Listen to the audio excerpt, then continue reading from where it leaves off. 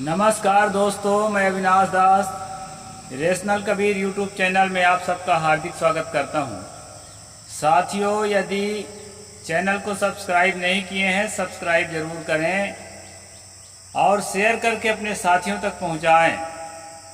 हर एक बहुजन तक इसको पहुंचाएं ताकि ये समझ में आए कि प्राचीन काल हमारा कैसा था, हमारा अतीत कैसा था, और साथ साथ ये समझ में आए कि स्वामी रामानंद की पृष्ठभूमि क्या थी और कबीर की पृष्ठभूमि क्या थी।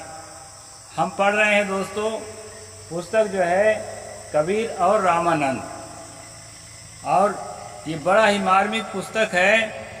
इसको मैंने कल आपको बताया था कि वैदिक युग जिसको कहते हैं उस काल में भी, तथाकथित वैदिक काल में भी छुआछूत चरम सीमा पर पहुंच चुका था। उसका उदाहरण हमने अन्यस्य प्रेष्य कामोत्थापय यथा कामबध्यय ऐत्रेय ब्राह्मण नाम की किताब से ये भयंकर सूत्र जो है लिया गया था और साहब ने जो उद्धृत किया है। अब आगे चलते हैं दोस्तों इसी क्रम को बढ़ाते हुए। शतपथ ब्राह्मण में आया है कि मधु विद्या पढ़ते समय स्त्री शूद्र और कौवा पक्षी की ओर न देखे, क्योंकि ये सभी असत्य हैं। अब ये जो ब्राह्मण ग्रंथ है, ब्राह्मण जाति नहीं है, यहाँ किताबों का नाम है, बता देता हूँ। ये गोपथ ब्राह्मण, शतपथ ब्राह्मण, ऐत्रेय ब्राह्मण, ये सारी जो है किताबों के नाम है, मोटी मोटी किताबें हैं। तो ये सब किताबें दोस्तों वैदिक साहित्य के अंतर्गत आते हैं। वेद और वैदिक साहित्य ये श्रुति के ही अंतर्गत आते हैं, जितने वेद और वैदिक साहित्य हैं। तो वैदिक काल की किताबों का यहाँ उदाहरण दिया जा रहा है। शतपथ ब्राह्मण 14.1.1.3 में आया है कि मधु विद्या पढ़ते समय, कोई विद्या होती है इनकी वैदिकों की, मधु विद्या पढ़ते समय स्त्री, ध्यान में रखना, शूद्र और कौवा पक्षी, ये तीन के तरफ मत देखो, क्योंकि ये सभी असत्य हैं। इन अंधों को दिखाई नहीं पड़ता है असत्य जो है ना, असत्य का मतलब कुछ नहीं। अब स्त्री इनके लिए कुछ नहीं है, शूद्र इनके लिए कुछ नहीं है, कौवा पक्षी भी इनके लिए कुछ नहीं, जबकि प्रकृति के हिस्से हैं ये सब, प्रत्यक्ष सबको दिखाई पड़ते हैं। अगर अंधा नहीं होगा तो, अंधा होगा तो भी आभास से जान लेगा, लेकिन वे अंधों से भी गए गुजरे लोग थे जो वैदिक साहित्य लिख रहे थे। असत्य है लिखा है। ऐत्रेय ब्राह्मण के अनुसार एलुस दासी का पुत्र कवश को ब्राह्मणों ने सोम यज्ञ स्थल से इसलिए बाहर निकाल दिया कि वह दासी पुत्र कितव अब ब्राह्मण हम शिष्ट ब्राह्मण जनों के बीच कैसे दीक्षा प्राप्त करेगा। उसको नदी के तट के बाहर दूर रेगिस्तान में निकाल दिया, जहां जल वर्जित प्रदेश में यह प्यासा ही मर जाए और सरस्वती नदी का जल यह पापी ना पीवे। ये हाल है दोस्तों वैदिक काल, जिसको जो है हमारे खासकर जो कबीरपंथी महात्मा है बड़े बड़े ना, पारक सिद्धांत के, वो अपना पारक बताते हैं कि वैदिक काल में जो है छुआछूत नहीं रहा। अब ये जो है वैदिक साहित्य से निकाला हुआ है। शतपथ ब्राह्मण 14.1.1.3 है। ऐत्रेय ब्राह्मण प्रथम खंड अध्याय 8 पृष्ठ 286, यहाँ साहिब जी ने पूरा दे दिया है। आज के उदारवादी ब्राह्मण गला फाड़ फाड़ कर चिल्लाते हैं कि वैदिक युग में छुआछूत नहीं था, भेदभाव नहीं था। बेचारे कवश को पानी के बिना मरने के लिए रेगिस्तान में बाहर निकाल दिया था। यानी जिस तरह अभी आपने राजस्थान में देखा था ना, वो बच्चा घड़ा छू दिया था तो वो विद्यालय का जो प्रिंसिपल है उसको पीट पीट कर हत्या कर दिया। तो ये जो परंपरा है दोस्तों वैदिक परंपरा है, क्योंकि वैदिक काल में भी इस तरह पानी के लिए, पानी नहीं पीने देने के लिए इस तरह से इनके योजनाएं चलती थी। यहाँ कवश जो है शूद्र था, इसलिए उसको पानी के बिना मरने के लिए विवश किया गया। शूद्र को सरस्वती नदी का पानी पीने का भी अधिकार नहीं था। सोचिए, ये तथाकथित त्रिकालदर्शी ऋषि मुनियों का हृदय कितना संकुचित था। ऐसा था, वसुधैव कुटुंबकम के नारा लगाने वाले जो वैदिक लोग थे ना, उनका इतना बड़ा हृदय था कि कवच को पानी के बिना मरने के लिए विवश कर दिया। ऊपर हम देख आए हैं कि शूद्र को जितनी संख्या में चाहे मार डालो। ये जो है दोस्तों यथा काम बध्या, अभी हम देख आए हैं पीछे। शूद्रों को जितनी संख्या में चाहो मार डालो, उस पर बोलने वाला नहीं था। न संविधान था उस समय, न शासन था उस समय, न कोई हमदर्द आदमी था इनके बीच में। अब कोई हमदर्द कमजोर लोगों के बीच में था भी तो क्या करेगा? बलवान ही रक्षा कर सकता है। तो जो बलवान थे, ये लोग बलवान हो गए थे, तो इनमें एक भी आदमी ऐसा नहीं था कि इन नीतियों के विरोध कर सके कि पानी पीने को सबको अधिकार दिया जाए, सबको जो है आगे बढ़ने के अवसर दिया जाए। ऐसा आवाज उठाने वाला एक भी व्यक्ति उन वैदिकों ऋषि मुनियों में नहीं था, जिनको बहुत बड़ी चीज बताते हैं लोग। हजारों बरस तपस्या करके सिद्ध पुरुष बताते हैं। उनका इतना बड़ा हृदय था कि किसी को पानी के लिए तड़प तड़प कर मरने के लिए विवश किया करते थे। यथा काम बद्धे, उन बेचारे शूद्रों को जुबान खोलने की इजाजत न थी। बोल नहीं सकते, जो हो रहा है होने दो, मर जाओ, लेकिन मुंह से आवाज मत निकालना, तो जिभ्या काट देंगे। ये था दोस्तों वैदिक युग। इधर धर्म सूत्रों के रचना काल के समय तो शूद्रों की स्थिति उत्तरोत्तर गिरावट आई है। अब जरा तथाकथित धर्म शास्त्रों की वानगी लें। शूद्रस चतुष्वर्णो वर्ण एक जाति, गौतम धर्म सूत्र। अभी स्मृति काल नहीं आया। स्मृति काल तो भयंकर है ही है। मैं मनुस्मृति का स्ट्रीम करता हूँ, उसको आप लोग जरूर देखें। हर रोज एक स्ट्रीम करता हूँ। तो ये जो है ना, अभी स्मृति काल नहीं आया है, उस समय की बात बता रहे हैं। अभी ब्राह्मण ग्रंथ के समय का बता रहे हैं। अभी जो है गौतम धर्म सूत्र पृष्ठ 103। शूद्र चौथा वर्ण होता है और वह एक जाति होता है। एक जाति का मतलब ये मत समझिए कि जाति मतलब यहाँ ये है कि माता पिता से एक बार जन्म ले लिया, पशु की तरह वैसा जन्म ले लिया, उसका संस्कार नहीं हुआ है, जो द्विजाति होता है। ये इसका एक जाति का यहाँ का ये मतलब है। अर्थात अन्य तीन वर्णों के समान उपनयन संस्कार के द्वारा द्विज नहीं होता। ये बात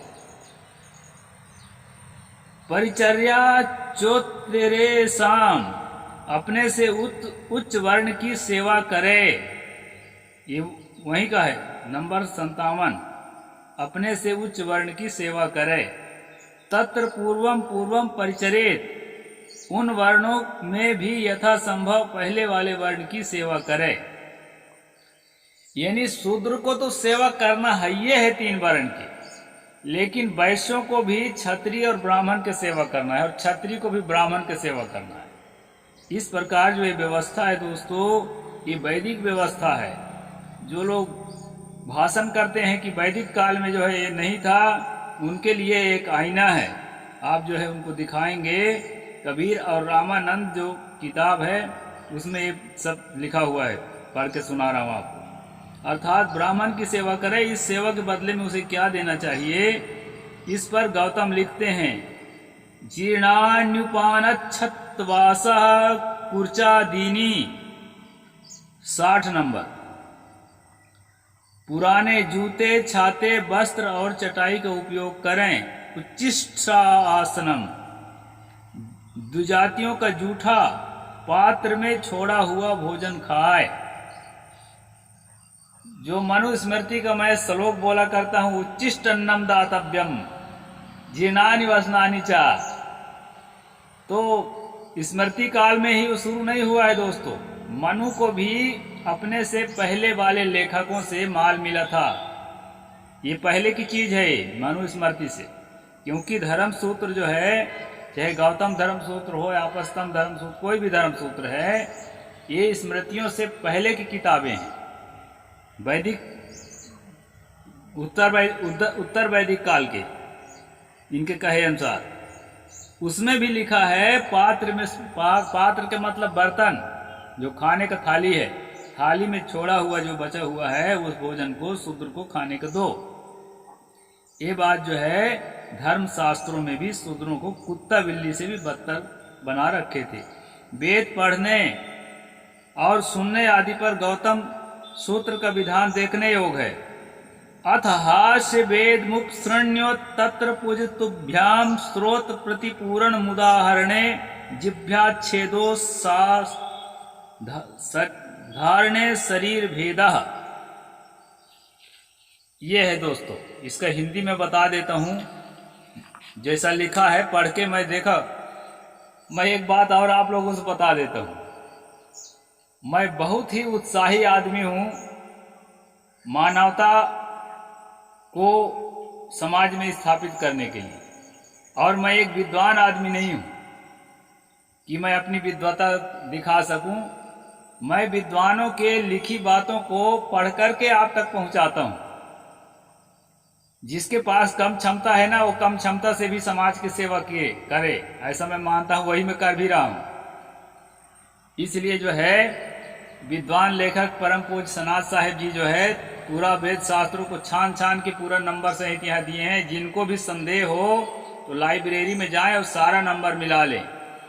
गौतम धर्म सूत्र द्वितीय प्रश्न तृतीय अध्याय सूत्र 4 ये है, शूद्र के अक्षर ग्रहण करने की इच्छा से, शूद्र यदि अक्षर को ज्ञान करना चाह रहा है, उस इच्छा से वेद पाठ सुनने या पिघलाए गए शीशे और जस्ते से उसके कान भर दिए जाए।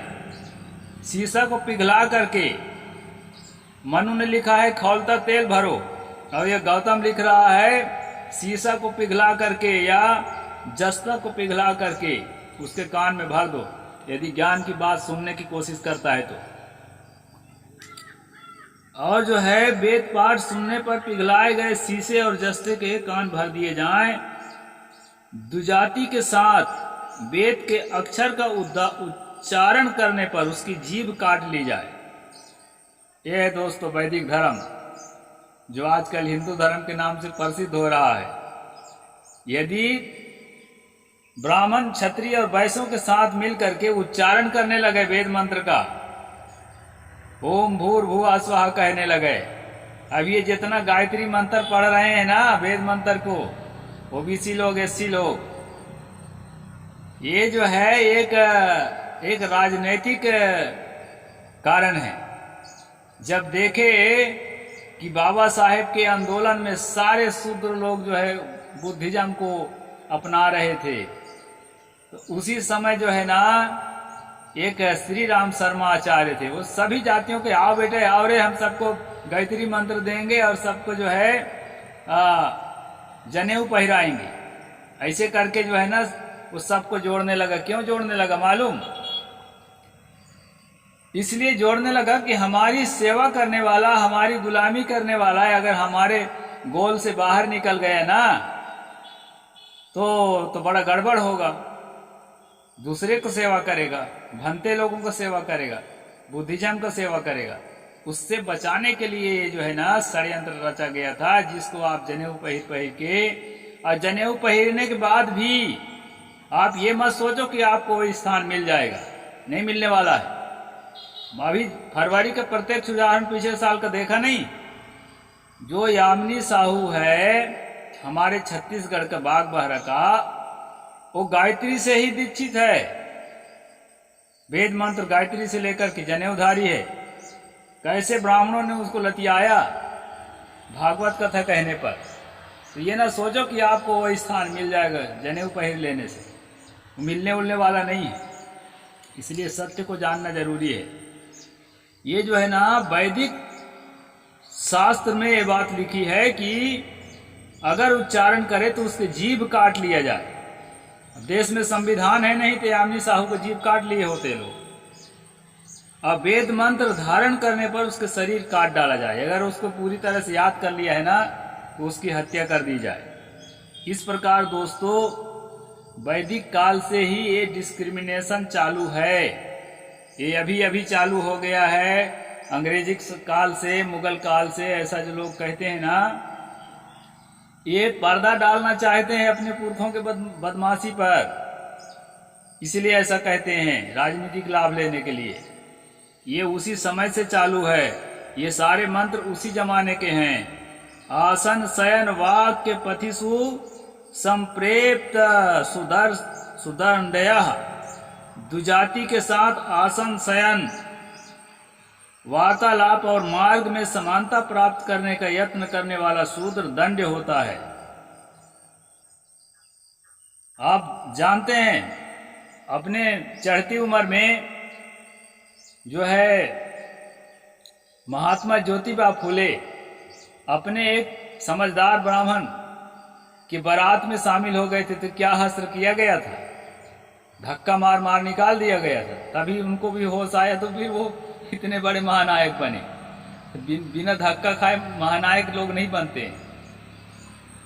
तो और दूसरी बात ये बता दूं, ललई सिंह यादव के पिता को भरी बाजार में जनेऊ पहना था ऐसे, तो भरी बाजार में ब्राह्मण ने उसको जनेऊ तोड़वा दिया था। तो उसी को देख करके ललई सिंह को भी होश आया कि अरे इतना बड़ा वो हमारे साथ हो रहा है। तो दोस्तों, इनका जो धर्म है ना, द्विजातियों के साथ बराबर का वार्तालाप करते हुए, मार्ग में साथ में चलते हुए चलने का अगर यत्न करता है, कोशिश करता है, साथ साथ सड़क में चलने का, साथ साथ चल नहीं सकते भाई, आपको पीछे पीछे चलना पड़ेगा, हाथ में जूता उतार के धर के। ये है दोस्तों, लोग कहते हैं ना हिटलर जो है बहुत बड़ा तानाशाह था, उससे भयंकर तानाशाह ये जो है वैदिक धर्म की शिक्षा है। इसको आप लोग देखिए, ये गौतम धर्म सूत्र का 5वां नंबर है।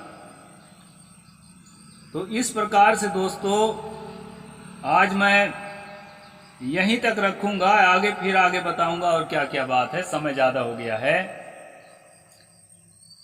साहेब बंदगी, जय भीम, नमो बुद्धाय, जय जोहार।